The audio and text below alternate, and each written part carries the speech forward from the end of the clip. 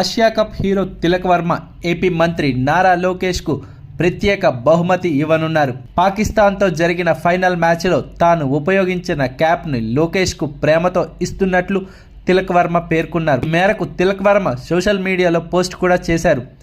నిన్న జరిగిన ఫైనల్ మ్యాచ్లో Tilak Varma one men show చేశాడనే చెప్పాలి.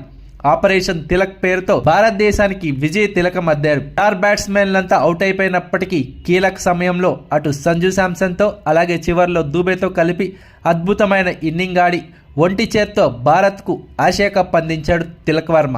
ఈ విజయంపై మంత్రి నారా లోకేష్ కూడా స్పందించారు.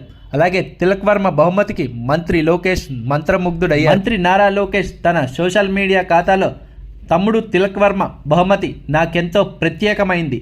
స్వదేశానికి వచ్చాక అతడి చేతుల మీదుగానే ఆ క్యాప్ తీసుకుంటానని ఆ సోషల్ మీడియా పోస్ట్ పెట్టారు.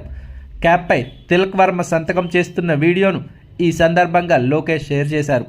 ఆసియా కప్ ఫైనల్లో తిలక్ వర్మ 69 పరుగులతో నాట్అవుట్గా నిలిచి భారత విజయంలో కీలక పాత్ర పోషించాడు. ముఖ్యంగా one man షోతో అదరగొట్టాడు.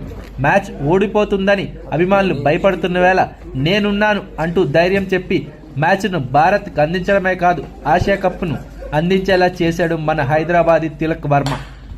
Dear Lokesh, lots of love. This for you.